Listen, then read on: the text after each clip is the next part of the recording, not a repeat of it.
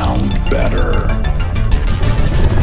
Ever since the outbreak of music production being so portable and accessible to everyone, the internet debate on which DAW is better has become so repetitious. It usually starts when some noob or someone posts questions like, which DAW is better? Or what's the best DAW? Then here comes all the keyboard warriors who'll defend and fight for their DAWs to death, claiming that it's better. The rivalry that stands out the most is between Ableton Live and FL Studio, which causes great confusion to a lot of people, especially beginners. That's why I made this video. Hi, my name is Brandon J and I'm back with another video. Today we're going to talk about the difference between Ableton Live 10.1 and FL Studio 20.6, which are the latest versions as of today. This will serve as a guide to enlighten those people who are still confused and undecided on which one to get. So first, let's talk about the things that they have in common. FL Studio and Ableton Live are both capable of recording, mixing, and mastering. They support MIDI inputs and can record automations very well. Both are great tools for live performances. Both supports drag and drop. Both can stretch and warp samples. Both can make tempo and time signature variations. Both can be used as a rewire. Both can smoothly move along the tracks while playing. Both are able to make arrangement markers. Both has a mini playlist view. Both can easily map parameters to controllers. Both can create their own advanced effects chain through FL Studio's Patcher and Ableton Live's Max for Live. Both can render the same quality of audio. Both can export stems and project data for mixing or collaboration work. Both can import videos for scoring. Both has a real-time audio view when recording. Both has a tap-to-tempo functionality. Both can edit multiple MIDI clips all at once. Both can convert the melodic content of an audio to MIDI. And both can easily consolidate or merge audio and MIDI. Now let's talk about the strength of FL Studio over Ableton Live. FL Studio has a much better looking interface and it's highly customizable. You can customize the toolbar, change how the clip looks, change the grid color, remove the separation of the grid, and so much more. It has a quicker startup time compared to Ableton Live and it also has more samplers. And unlike Ableton Live, FL Studio also has its own pitch correction and auto-tune. It even has its own advanced audio editor, in which you can restore or destroy any sound in so many ways. It can capture and save third-party plugin thumbnails. It has another way of adding instruments and effects. It has a press a note to record function. It has a much more versatile MIDI editor, in which you can also convert MIDI to score notation. It tracks down how much time you've spent on a project. It has more and better stock sounding synthesizers. It can be highly optimized for touchscreen devices. It has a powerful sampler that allows you to copy and replicate patches from any VST instrument. It lets you have more arrangement windows. It has a click to preview function. You can drag and drop to replace an existing sample, which requires a few more things to do in Ableton Live. It has a video composition and animation tool for your music. What about making yours sound better? It has an Android and iOS version, which is also integrated in the PC and Mac version.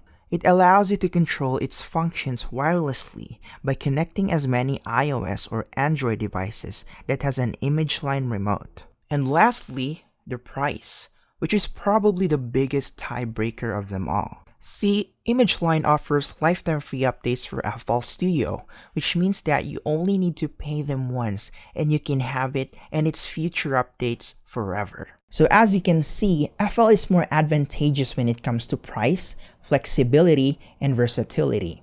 Now let's take a look at the features that makes Ableton Live better than FL Studio. In Ableton Live, you can drag MIDI files directly into the arrangement window, which requires a few more things to do in FL Studio. You can quickly copy and paste MIDI and audio from one track to another, which again requires a few more things to do in FL Studio. You can easily duplicate bus and sub-buses. It can precisely duplicate things and delete things by portion, whereas in FL Studio, it requires you to cut the samples in both ends and select the part that you want to copy or delete. It has more control on its fades and crossfades, and it has a real-time view when you adjust the clip volume.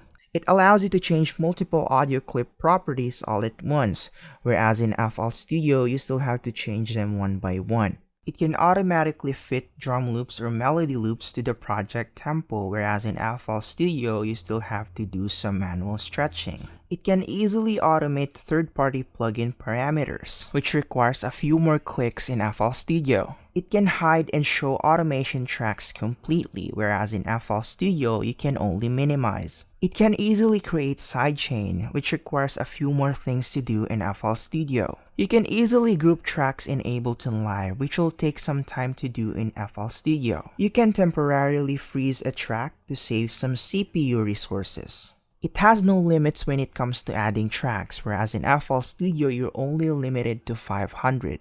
You can warp audio in real time, whereas in FL Studio, you still have to send the signal to new time and send it back to the arrangement window after. It can pre-capture MIDI notes you just played without even hitting record.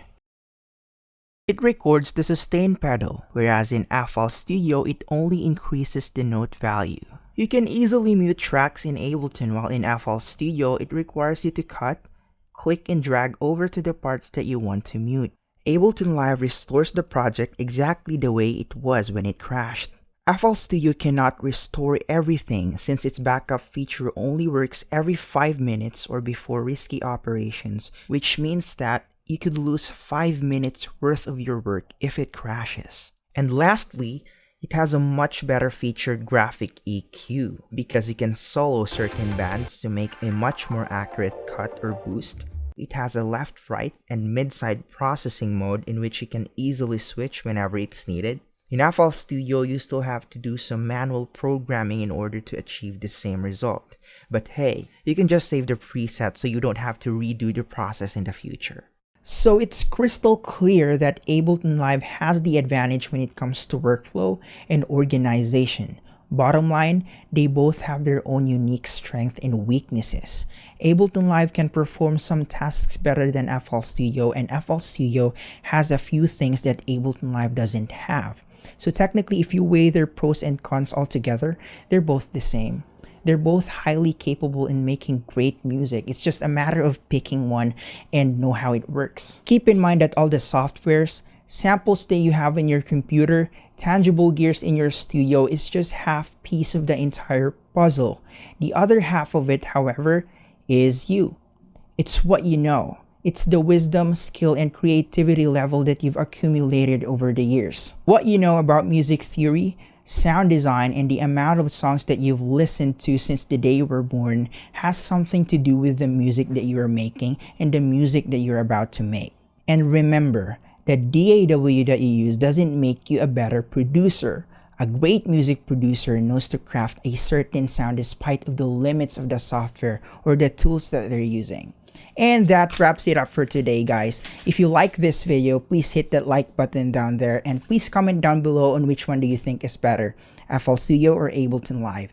And if you haven't subscribed yet, please do, and don't forget to hit that notification bell so that you'll get notified the next time we upload a new video. Again, this is Brandon J from WA Production. Sayonara.